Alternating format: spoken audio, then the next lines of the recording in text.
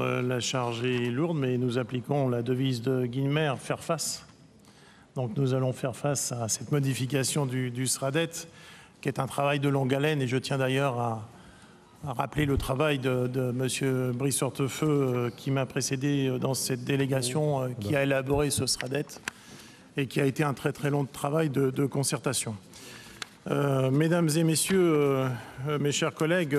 nous devons modifier aujourd'hui ce SRADET pour une question d'adaptation, d'adéquation avec les nouvelles dispositions législatives et réglementaires qui sont entrées en vigueur et qui présentent donc un impact sur ce SRADET, avec toute une série de lois que je vais énumérer de façon assez rapide. La loi d'orientation des mobilités, la loi portant lutte contre le dérèglement climatique et renforcement de la résilience face à ses effets, la loi relative à la lutte contre le gaspillage et à l'économie circulaire, et l'ordonnance du 29 juillet 2020 relative à la prévention et à la gestion des déchets, et le décret du 11 décembre 2020 relatif à l'abandon de déchets et les dépôts illégaux, ainsi que la loi relative à la différenciation, la décentralisation, la déconcentration, dite la loi 3DS. Donc nous sommes obligés de revenir sur la gestion économe du foncier et lutte contre l'artificialisation des sols, le développement et la localisation des constructions logistiques, les mobilités, la stratégie régionale en matière aéroportuaire pour les aérodromes ouverts et à la circulation aérienne publique autres que ceux sous compétence de l'État, la prévention et gestion des déchets, et enfin le développement des énergies renouvelables et de récupération.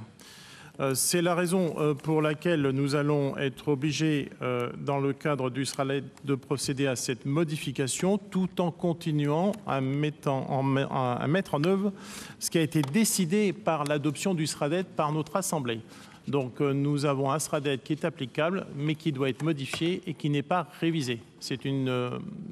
disposition plus souple qui nous permet de continuer à avancer et de tenir compte de ces modifications législatives.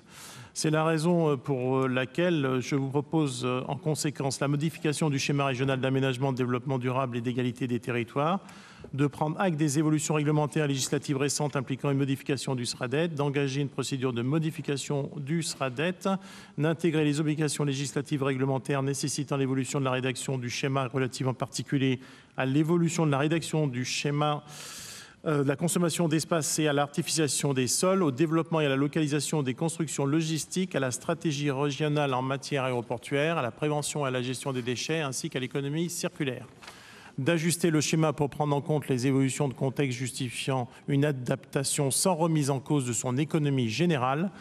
de mettre à jour un certain nombre de références et intitulés rendus obsolètes par l'évolution du droit et de corriger des erreurs matérielles manifestes sans remettre en cause son économie générale, de solliciter conformément à l'article L. 4251-9 du Code général des collectivités territoriales l'avis des personnes et organismes prévus aux articles L. 4251-5 et L. 4251-6-1 du même code sur le projet de SRADET modifié, de mettre en œuvre le schéma régional d'aménagement, de développement durable et d'égalité des territoires en vigueur, de poursuivre avec les acteurs du territoire et jusqu'à l'approbation par le préfet de région du SRADET modifié, la mise en œuvre de l'actuel SRADET approuvé le 10 avril 2020 et d'autoriser le président à signer tous les actes nécessaires à la mise en œuvre de la présente délibération. Je vous remercie, Monsieur le Président.